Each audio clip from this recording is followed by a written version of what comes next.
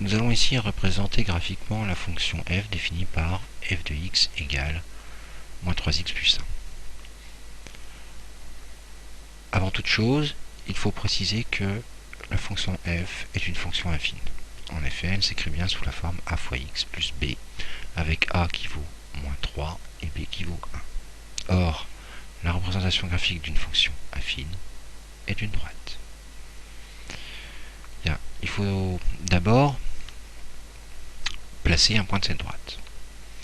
Il s'agit donc de choisir un nombre x particulier et de calculer son image.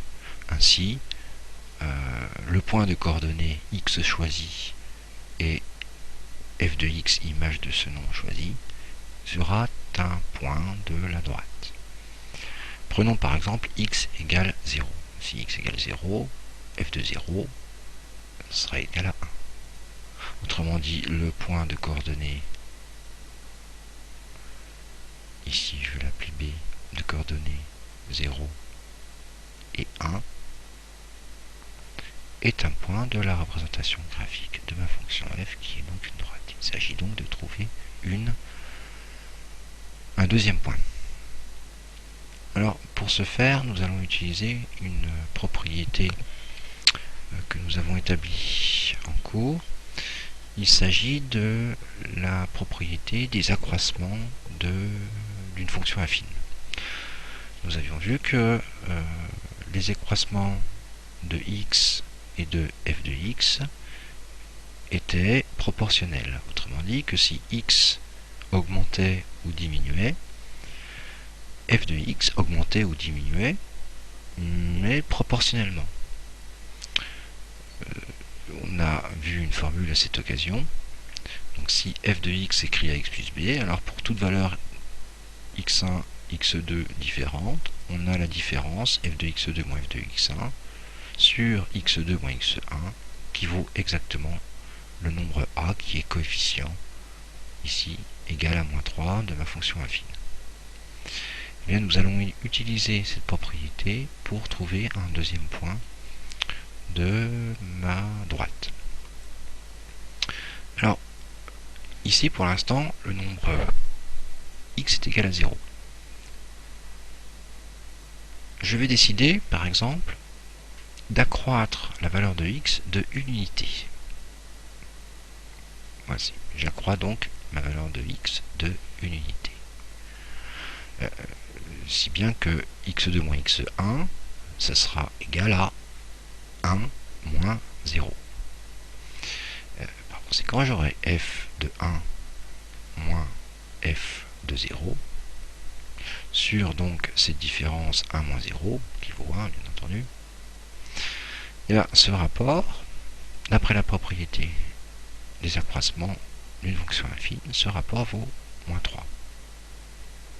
Alors, autrement dit, j'aurai f de 1 moins f de 0 qui vaut moins 3. Ben, cela signifie alors que si x augmente de une unité, si l'accroissement de x est de une unité, les accroissements de f de x, entre guillemets, sont de moins 3. Autrement dit,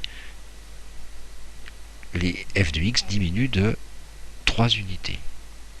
Eh bien, on va diminuer f de x de 3 unités à partir de f de 0. Une unité, 2 unités, 3 unités. Voici le point ici, le point C par exemple, qui a pour coordonnées, donc en abscisse 1, et en ordonnée f de 1 qui vaut ici moins 2. Ce point est un point de ma droite. Par conséquent, j'ai deux points de la droite, je peux tracer la droite qui passe par ces points B et C.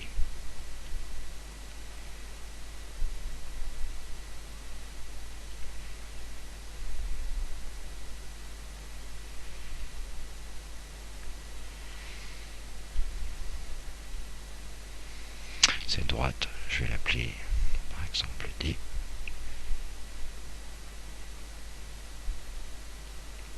Elle a donc pour équation y égale moins 3x plus